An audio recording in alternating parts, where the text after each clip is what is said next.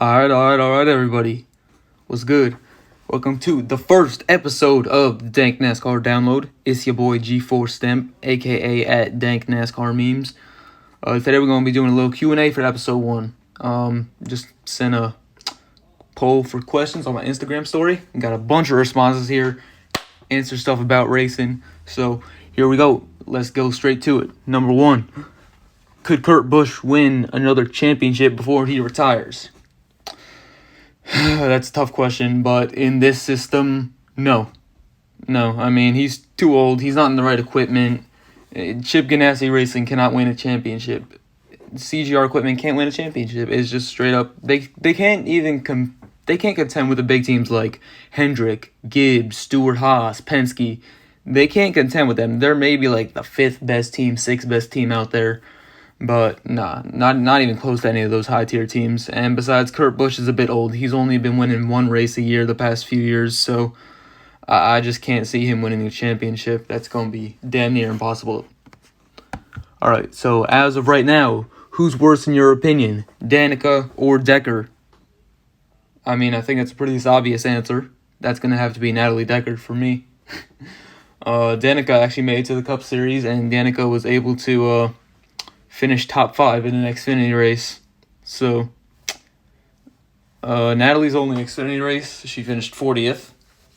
I mean, she's only been in one race, so I don't wanna make no assumptions about it. But Danica also was in better equipment in Xfinity.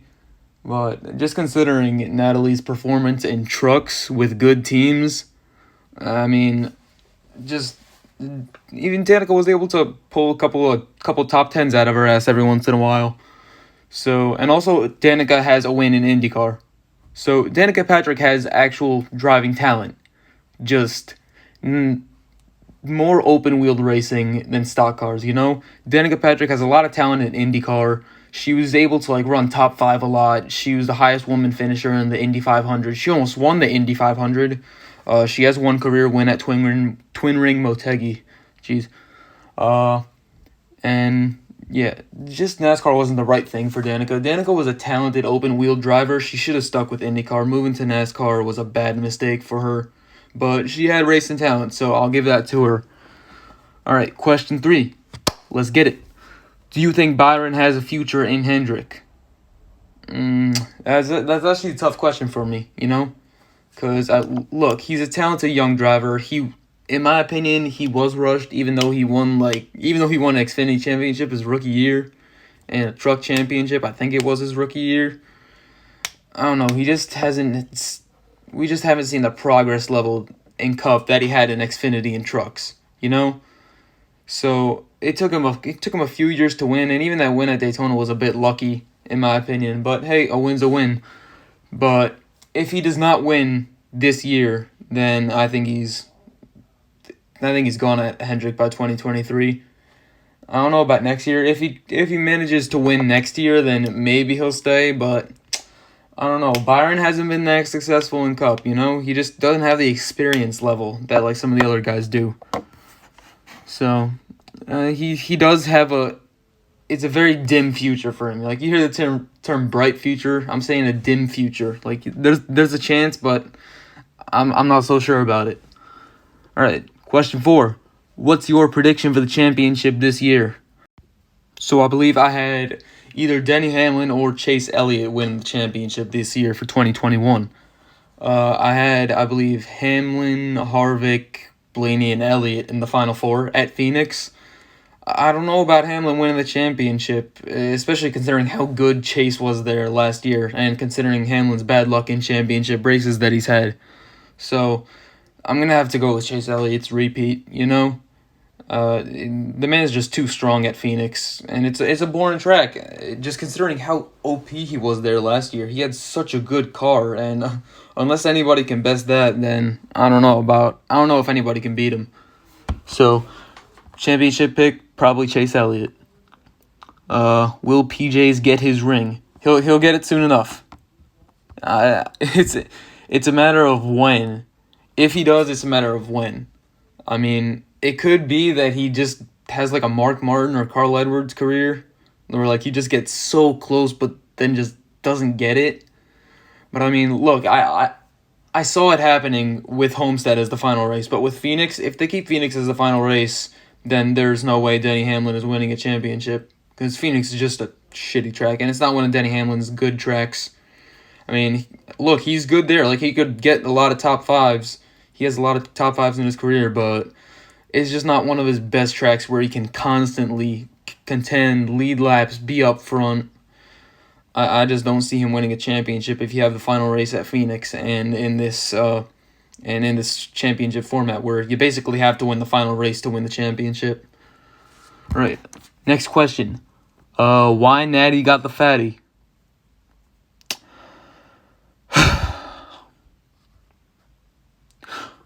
Question number 7. Least favorite Kyle Busch paint scheme. That's a tough one.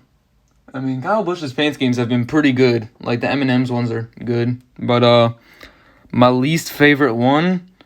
hold on a second, let me pull this up. So, my least favorite Kyle Busch paint scheme has got to be the Sport Clips one. I mean, just the Sport Clip scheme. It looks good on the 11. Looks good on the 20. And on the 19. But Kyle Busch's 18... it just doesn't go good with it. Like, the red just doesn't mix. And it's not a Kyle Busch-ish scheme. Like, it's not Kyle Busch-ish. Pronunciation 100. It's just not a scheme that goes with the Kyle Busch, like, thing. And you either see him in M&M's, Skittles, or some, like... he usually has cool paint schemes, but this is just, like, so basic for him. It just doesn't fit Kyle Busch, you know? So, I'm going to have to say that this is my least favorite Kyle Busch paint scheme.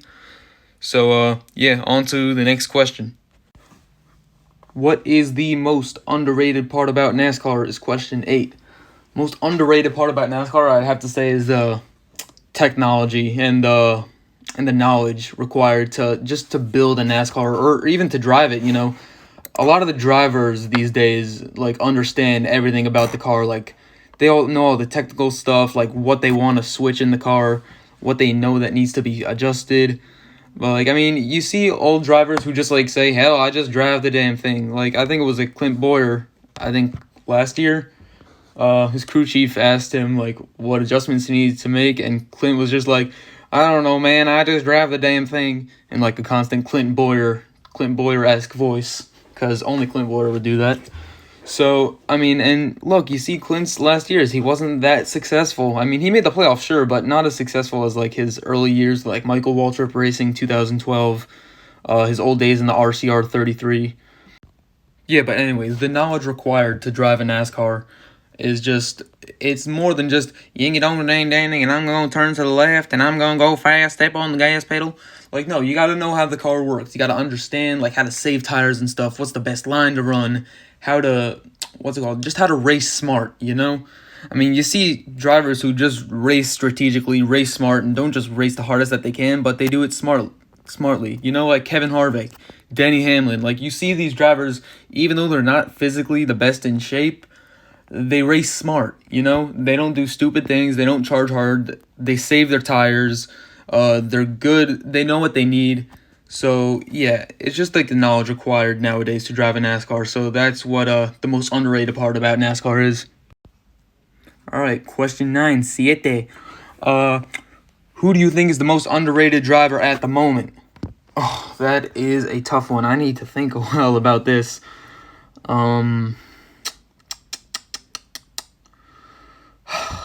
This is a extremely tough question because there's just so many drivers who we don't know their true potential level just because they're not in the best rides. Not everybody is in a 5-star ride, so it's kind of impossible to say who's the most underrated at the moment, but in my opinion, I'm gonna have to go with Tyler Reddick. Tyler Reddick is an insanely talented driver. Shame that he gets stuck with RCR instead of like a 5. Well, RCR is kind of like a 4.5-star team. But if he could be with like Hendrick, Gibbs, Stewart-Haas, Penske, Tyler Reddick will be winning multiple races this season. I mean, the dude is insanely talented. Dirt, pavement, anything. Any racetrack you could expect him to contend at. I mean, he's good at road courses. Look at Daytona the past week. He led there, I believe it was last summer before, you know, committing seppuku on Kyle Busch. He did well at the Daytona Road Course. He's insane at Homestead, which is coming up this weekend. I can't wait to see how he does there. I have him in my fantasy lineup.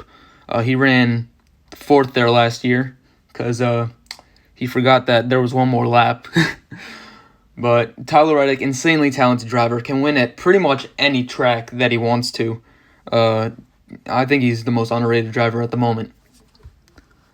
All right, so question 10. Will someone ever get over 100 Cup wins again? No. Just with the amount of competition there is today and how equal the field is, no way somebody's getting 100 Cup Series wins and breaking David Pearson and Richard Petty's record. I mean, just considering how many good drivers there are out there, considering the formation of teams, the teams, like, the cars are equal. There are a bunch of different teams that, like, all have, like, almost equal cars. You see, like, Gibbs, Penske, Stewart-Haas, Hendrick. I mean, those are 15 cars that about have just the same engine power alone. I mean, back in the day, like, you used to see people get, like, David Pearson, Richard Petty. They had 105, I think, is Pearson's, 200 wins for Petty. Because, I mean, look, they had an advantage over everybody else. I mean, they were solo cars. They ran by themselves. They didn't have any teammates who were equal to them. The competition level wasn't the same. It's just the amount of competition that there is nowadays and how equal the cars are, how equal talented the drivers are. It's just going to be almost impossible for somebody to get over 100 Cup wins again. I don't see it happening anytime soon. All right, next question. Is the single lug nut a good idea? I think it is, really. I mean, it'll decrease the skill required for crew members to do stops, but, like, I heard it has something to do with, like, increases the downforce or something, or, like, the centrifugal force on the tire. I heard that from somebody. I can't remember who, I can't remember where, but I heard it has benefits in terms of, like, tire grip, in terms of, like, tires falling off, blown tires. So technically it's a good thing for the car itself, but in terms of, like, screw for crew members and, like, how often somebody messes up, how often a loose wheel will happen, a missing lug, penalties. So it's going to be a bit more. It's going to be simpler for the crew members to put on tires, which I think will decrease the competition a little bit, but it'll help the car perform better. So overall, I think it might be a better idea. All right, next question from my boy Mayo. Is Eric Jones fully sponsored for this season? I don't think so. I don't think he is. I mean, RPM lost a lot of sponsorships when Bubba Wallace left. Eric Jones has definitely gained them a few sponsors. I mean, Armor All, I mean, they're kind of with STP. They're kind of like a joint brand with STP. So, I mean, I don't know if you consider them a new sponsor. But, you got them a couple new sponsors. RP Funding, I saw on it. But you're seeing Richard Petty Motorsports go away slowly and slowly. I mean, personally, I think they're going to be on their last legs sometime soon. I mean, they're on their way out. I mean, for like half the cars, even last year, before Bubba got all the sponsorships, of course, they were running, what's it called? Victory Junction, which is their charity fundraising thing. But it's a Petty-owned thing. So they're sponsoring themselves kind of under like a different name. What's it called? They had Petty's Garage this past week, which is, again, an RPM-owned thing. So they're technically just sponsoring themselves. So technically, in terms of like names and brands, he's fully sponsored, but RPM is sponsoring itself, so I don't know if that really counts. All right, why is Bobby Labonte the greatest driver of all time? He isn't. You play stupid games, you get stupid prizes. Next question. Why does Natalie Decker, Natalie, good spelling, Natalie Decker, want to be a race car driver? I mean, who wouldn't want to be a race car driver, you know? Why does she want to be it? I mean, it's something she grew up doing. I mean, growing up racing stock cars, you always want to make it to the NASCAR Cup Series. I mean, that's pretty much every young stock car racer's ultimate goal. So, and besides, who wouldn't want to drive a race car? I mean, it seems pretty cool to me. If I was given an opportunity, if I've been given the opportunities that Natalie has, I would definitely take it. So, she wants to be it because she wants to do her thing, you know? let it do a thing. What are Chase's chances on going back-to-back championships? I think they're very good. Like I stated earlier in the episode, Chase has a good chance at winning at Phoenix, considering how good his car was last year. He is absolutely OP there. I mean, he was picking off people like flies, just passing people every single corner. He was fast, dude. So if it's at Phoenix again, and if nobody has a better car than him, which I'm assuming they won't, unless somebody hits a gold mine or something, then Chase Elliott is probably winning back-to-back championships if he can make it to the championship 4. And that's a big if, because we got a lot of contenders this year. So if Chase makes it to the championship 4, then yes, he's winning back-to-back championships. Next question from Burnout Jr. 88. Classic Burnout question. Are road courses overrated? They're a bit overrated. I mean, the past couple years, we've actually seen some good road course action ever since 2018. Ever since 2018, we've seen good action on road courses. Before that, they were only I mean, there's not that many passing opportunities. You got to go slower. The braking zones are further away because you're in a stock car. You can't exactly send it into the corner like you see in Formula 1 or IndyCar or really like any other sport that runs on road courses. So it used to be overrated, but I mean, look at the past couple of races we've seen. The past couple of years, 2018, Chase Elliott got his first win at Watkins Glen. 2018 Roval race, that was insanely exciting. The Jimmy Johnson, Martin Truex Jr. finish with Ryan Blaney scooting through. 2018 Sonoma, where it came down to Harvick and Truex with the fake pit call outsmarted Harvick. 2019 Watkins Glen, close finish again between Elliott and Truex. 2019 Sonoma wasn't that good, but the Roval 2019 Chase Elliott comeback of the year, crashes into the heartburn turn, gets his car fixed up and zooms his way back to the front. 2020 we had a good road course race at the Daytona road course. I mean, it was close in the final laps between Hamlin and Elliott, but Elliott eventually won that race. But it was close towards the end. I mean, Hamlin was pretty close to getting him. And 2021, I mean, the Daytona road course race this year, that was pretty good. Joey Logano, Christopher Bell, that was a pretty good finish, I must say. Those final cautions, everybody spinning and dying in those last 15 laps. It was a good finish at the Daytona road course this past week, especially. All right, next question. Is Daniel Suarez going to win this year? And if so, what track? Daniel Suarez, I mean, he hasn't won before. But again, he's never been the primary focus of the team that he's been at, you know? I mean, Joe Gibbs, he was either the third or fourth car. At Stewart-Haas Racing, he was the number 4. Gaunt Brothers, I mean, you can't win in a Gaunt Brothers car. I mean, they're pretty much shit. So now that he's the primary focus, it's a one-car team. Trackhouse seems to be doing pretty good. They ran up front. I mean, not necessarily all the way at the front, but top 20. So that's good for a new team. Top 20 for a team right out of the gate is pretty decent. I don't see Suarez winning the race this year, but look, I don't know. Maybe he could prove us all wrong and prove that he wasn't just a bust. And I think if he gets a win, I think it might come at Pocono. Because, I mean, look, he grew up in Mexico on road courses. In Pocono, it's been compared to a road course. Because just the different types of turns, really, and how differently you need to navigate each one of them. And Suarez's best career finish is at Pocono. So either Pocono or one of the road courses that are on the schedule, I'd say, is where Daniel Suarez gets his first win, if he ever gets it. Next question.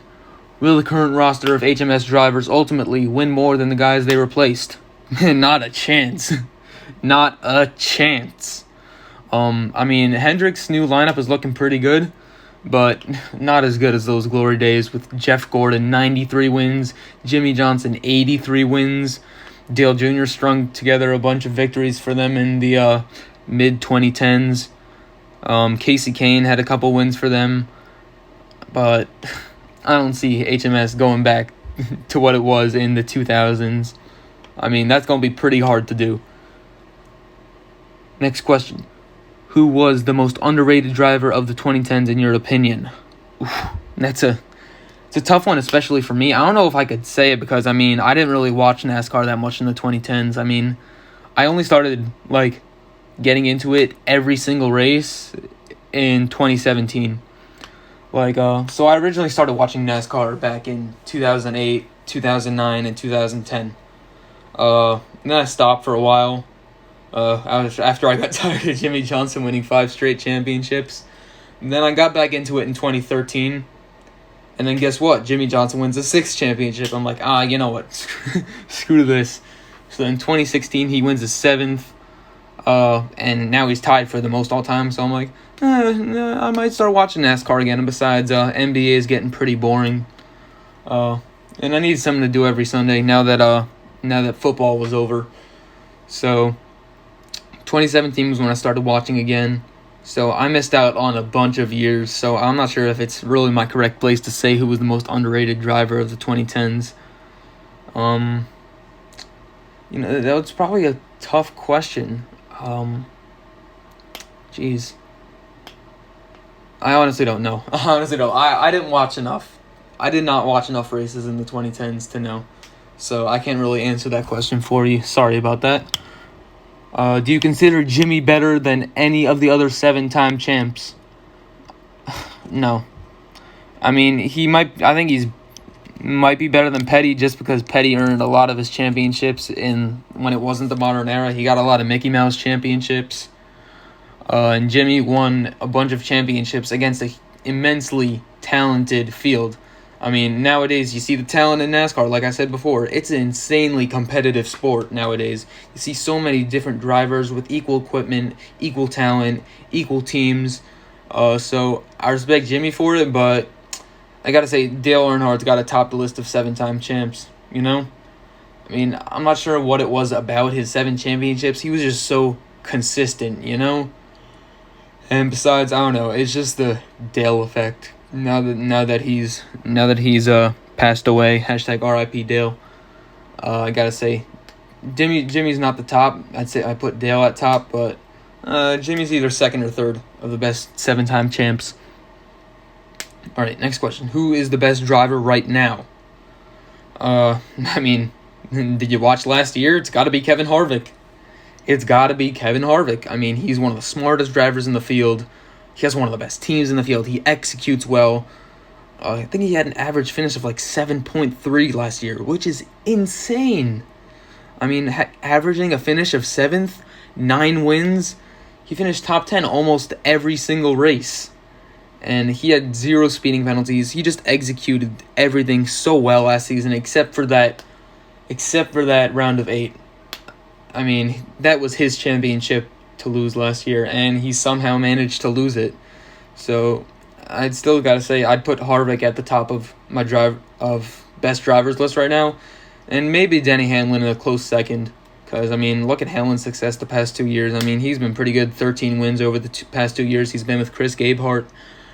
They've had the speed. They've been a contender almost every single weekend, even at super speedways. Super speedways can't even knock them out. Just Denny Hamlin, close second to Kevin Harvick, but Harvick's got to be at the top of that list. All right, finally, one of the more personal questions. What's your favorite number? Parentheses, not racing, just number. 4 is my lucky number. Not because I'm a Kevin Harvick fan or anything. Just 4 has always been my lucky number. I don't even know why. It just is. It's just one of those things you can't explain. Why something's your lucky number? You just can't explain it. But the number I've always worn in sports is the number 11. I've been a Denny Hamlin fan since I was 6 years old. So I've always worn 11 in sports. I wore it in basketball. I wore it in baseball. I can't wear it in football because, you got to have those, specific assigned numbers. Because, I play kicker punter, so I have to be in the 90s. That's the, number code for football jerseys in my school. But just number, it's either got to be 4 or 11. So, yeah. Favorite energy drink? I'm not really a big fan of energy drinks, I need my beauty sleep, I don't like I don't like when stuff messes with my sleep schedule. I'm not a big energy drink person, so I can't really answer that question. I mean, I've had like Red Bull a few times. I've had like Monster and stuff, but I mean, I don't know. Stuff just messes with you, you know? It just messes with me. I had a dream that Natalie Decker won a race. Should I be concerned? Yes, you should be. Next question. Thoughts on Ty Gibbs' win, and what do you think about no practice in qualifying? Ty Gibbs' win. To be honest, I actually expected him to win in Xfinity this year. I mean, the kid's insanely talented. I mean, he dominates almost every ARCA race he showed up to last year. I mean, he won in, I think his second ever ARCA start. He's insanely talented anywhere he goes. People think, oh, he's just Silver Spoon, Joe Gibbs' grandson. He's basically the next Austin Dillon. No, this kid is different. I mean, it's someone else. I expect him to be a Cup driver one day, and possibly even a championship driver, just based on the way I've seen him drive when I've watched his ARCA races or the Xfinity race. What do I think about no practice and no qualifying? Look, it increases the unpredictability of a race, which I do like. I like the race being unpredictable. You don't know who's gonna win. You don't know who's gonna have the best car. There's no practice to anticipate anything. You don't know who's gonna try to be dirty with you or anything. Try to pass who's gonna pass you clean. Where the best line is. I like how they learn in the middle of the race. No qualifying, I think. It's just one lap. Let them run qualifying just so they can get their starting thing in order.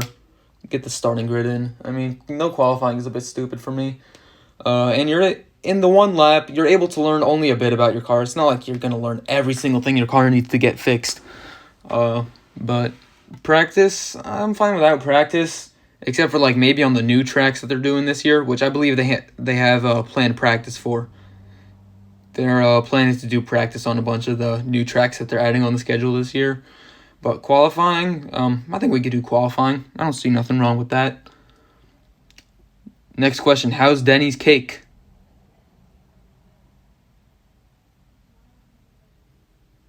I'm going to let y'all answer that yourself. All right, take a long, hard... Actually, those were not the right words. Those were not the right words I was looking for. Take a look at this picture and decide for yourself. Next question: who's better, Sterling Marlin or Kyle Petty? I mean, damn, I didn't grow up in the 90s. How the hell am I supposed to know? I'm just gonna say, stats don't lie. Sterling Marlin has 2 Daytona 500s. Kyle Petty has 0 Daytona 500s, so I gotta say Sterling Marlin. Want to make an appearance on the NAS Boys podcast sometime with me and the crew? All right, I'm down. Savage NASCAR, hit me up. I'm down to make an appearance on the podcast. If injuries or sickness was never a part of NASCAR, who you think could have had an amazing career? I mean, not that many people have gotten an injury or something or sickness that have really affected them, but injuries or sickness, I mean, if Dale Earnhardt didn't die earlier, I mean, he could have gotten more wins for sure. I don't know about an 8th championship, but more wins for sure. And injuries or sickness, I mean, Brian Vickers is his supposed blood clots, which are now being brought into conspiracy because of the whole thing with his life. Sarah Kellen, people are now questioning whether he even had blood clots at all. But those ruined Brian Vickers' career. I mean, he could have had a much better career if he wouldn't have quit because of those blood clots, or suspected blood clots, or was it really just Sarah Kellen? But I mean, he still won one race while subbing for Michael Waltrip Racing after he took a long leave from NASCAR about those blood clots. But I think he would have had a much better career. He could have gotten at least 2 more wins if he wouldn't have left. Opinion on dirt racing. I don't watch a lot of dirt racing here. I mean, I don't really live in a place where dirt racing is popular. I mean, I live in the metropolitan area. I live in the Northeast. It's mostly pavement tracks, if anywhere. If there's any tracks near me, they're probably all pavement. Upstate New York is, I know they have a couple dirt tracks there, but like closer to me, like Connecticut and stuff, Joey Logano, Ryan Preece grew up, those are mostly like pavement tracks. So I don't know that much about dirt racing, but I'm just going to say dirt racers who go into NASCAR usually have a lot of talent. I mean, you see Kyle Larson, Tyler Reddick, Christopher Bell, and the Stenhouse is debatable, Alex Bowman. They just know how to adjust to the track very well. I mean, that's one very positive impact about dirt racing. Dirt racing it's interesting, you know? I don't know too much about it. I watched the Chili Bowl this past year. Try to learn more and more every day. But it seems pretty cool. What sponsors do you want back in NASCAR the most? Oh my goodness, that is a tough question. I mean, Dr. Pepper's back with Bubba Wallace this year in the 23 car. It'd be cool to see Lowe's or Home Depot back. I want to see Lowe's or Home Depot, either of those ones. Home Depot left, I think they used to sponsor Matt Kenseth when he was in the 20 car. I know they used to sponsor Stewart and Logano. Then Lowe's, of course, left Jimmy Johnson. I'd like to see like one of those companies back, either Lowe's or Home Depot.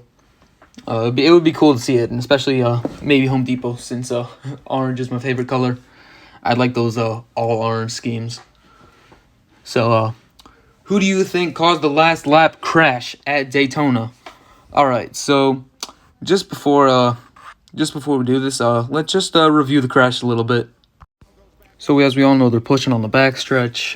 McDowell with a huge run to Keselowski. Keselowski goes to the bottom. It's hard to tell what happened there. I mean, I think Logano came down a little bit to block in classic Joey Logano fashion. But and Brad took a deep dive on the inside as well.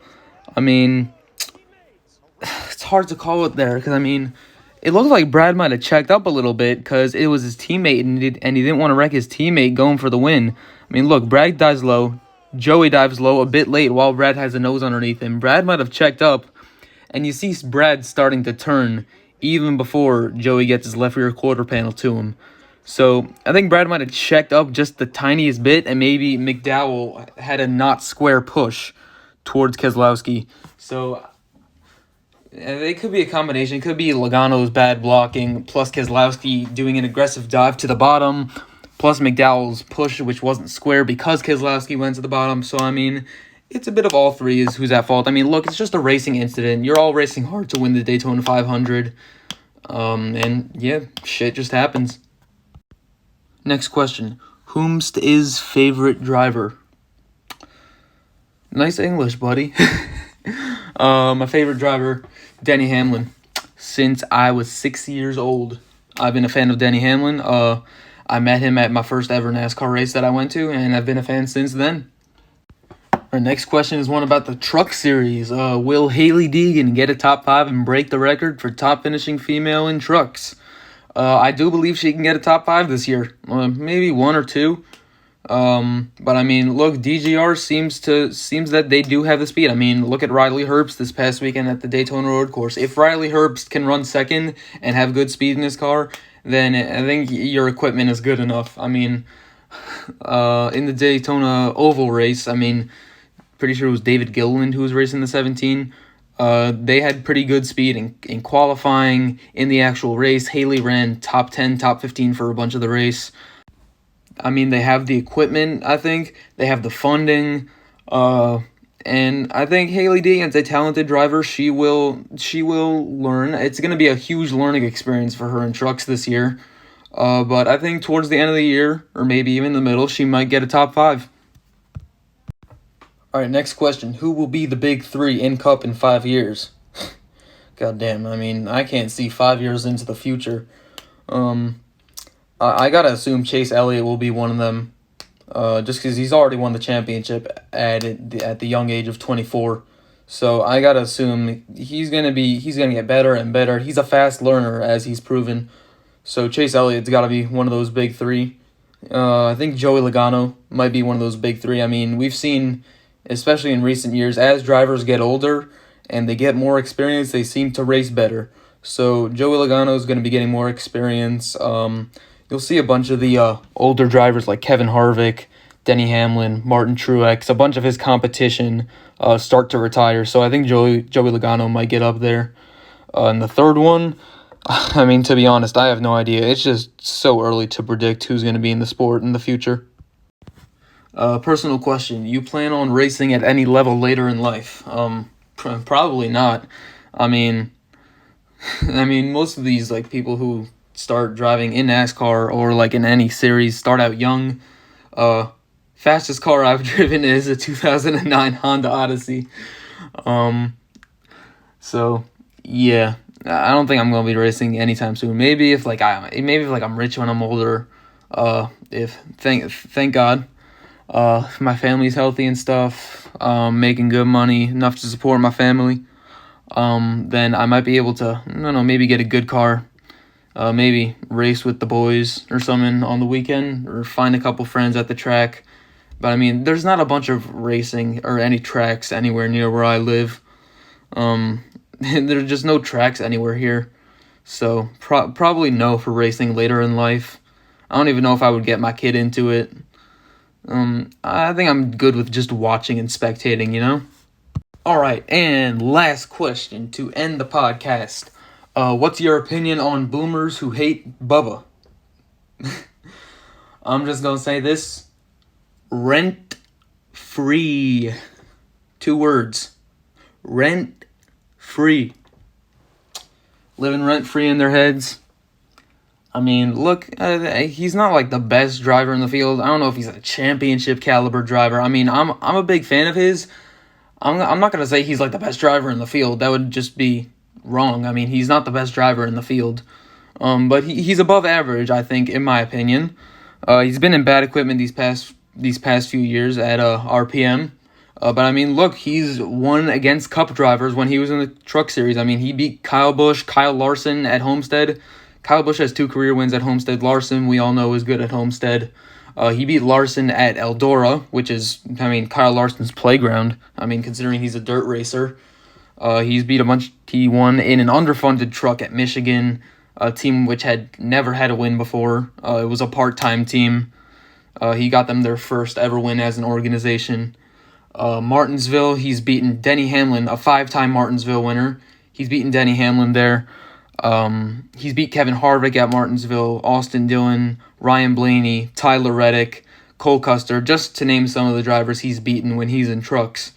So when he's in top level equipment, I think he could really make some strides. And I'm really excited to see what he could do this year. And to all the boomers who just hate him for some like bullshit reasoning, like well, Bubba supports a Marxist terrorist organization. No, he doesn't. He ran a hashtag Black Lives Matter car. It had nothing to do with the Black Lives Matter organization, which y'all say is a terrorist Marxist organization. He literally said in an interview, I have no affiliation with them. They didn't sponsor me. I just ran it to promote the message of, compassion, love, and understanding. Yeah, that's what it was. So, yeah, that's invalid. Well, I hate Bubba because he sucks. Like I said before, I think he's going to do better this year in the 2311 car.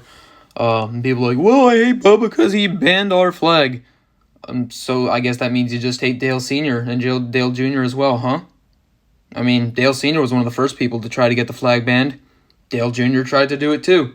They just weren't able to get enough backing from NASCAR to get it to happen, and Bubba Wallace did. So unless y'all want to hate on Dale Sr. and Dale Jr., then don't hate on Bubba for stupid shit like that. And besides, it's a flag, okay? It's not like it's the end-all and be-all of your going to NASCAR races, okay? It's a flag. Get over it. And of course, a lot of people hate on Bubba for the news thing, which wasn't even him. I mean, he had no clue about it until like right before the race. I mean, I think it was like he said that Steve O'Donnell, like NASCAR president, knocked on his door and said, well, we found a noose in your garage. And Bubba was like, oh, well, oh my God. I mean, he didn't even make such a big deal about it. It was NASCAR and the media who just like pushed the agenda to get a lot of attention. I mean, look, NASCAR's a business. They wanted the attention, and in the shadow of the Black Lives Matter movement, this happening and them being able to get attention out of it, yes, they are going to promote this as much as they possibly can. And look, they shoved Bubba into a lion's den, really. I mean, they got him, like, interviews with media before they even concluded the FBI investigation. They had no idea what the hell happened. They didn't even, what's it called? They didn't even conclude anything. They said they said they found a noose. They didn't say they suspectedly found a noose or found a rope that looked like a noose. I mean, they just said, hey, noose found in black man's garage. And they didn't do any further investigating before releasing a statement or anything or telling everybody or before the media freaked out about it. So, I mean, by the time, like, they already found out that it was just a garage pull rope that had been there since last year, I mean, Bubba was already in the lion's den. He was already shoved into the fire. I mean, there was no way he was getting out of that without hate from the boomers. Also, and people were saying, oh, well, it's just a garage pull rope. Couldn't he even notice? No, drivers were not even allowed in the garage due to COVID-19 protocols, so Bubba was not there himself. This thing was not Bubba's fault, so y'all could all chill the fuck out and stop blaming him. Whoa, Bubba Smollett! No, shut up, bruh, okay? Now, I'm sure I'll have an episode of the podcast in the future that will discuss the whole Bubba Wild situation from last year. I wanted to do that on the Catch Fence podcast that I was supposed to be in with a bunch of other NASCAR fans that I know, but that didn't work out, so we will have an episode that talks about like the whole Bubba Wallace situation, why people hate him, what happened with the noose last year, about like his affiliation, or rather lack of, with the Black Lives Matter organization, which, I don't know, people call Bubba a terrorist or something. I mean, when he was just trying to promote like a message of just to live with each other and not hate each other. So we'll discuss that later. But I just want to thank everybody for watching the very first episode. Almost at 42 minutes now. Didn't expect it to be this long. So thank y'all for watching. I really appreciate it. Thank you for tuning in. We've come to the checkered flag. I just want to share that I will be trying to do this weekly. Gonna have a bunch more episodes coming out. I really hope to get some guests featured on this just for like in the future. I need to arrange some stuff with a bunch of people. Maybe even get some drivers on it. I mean, I got a couple DMs on Instagram with some of the drivers. So I'll see if I can get a driver on this sometime soon. But anyways, thank you everybody for watching. Y'all have a good night.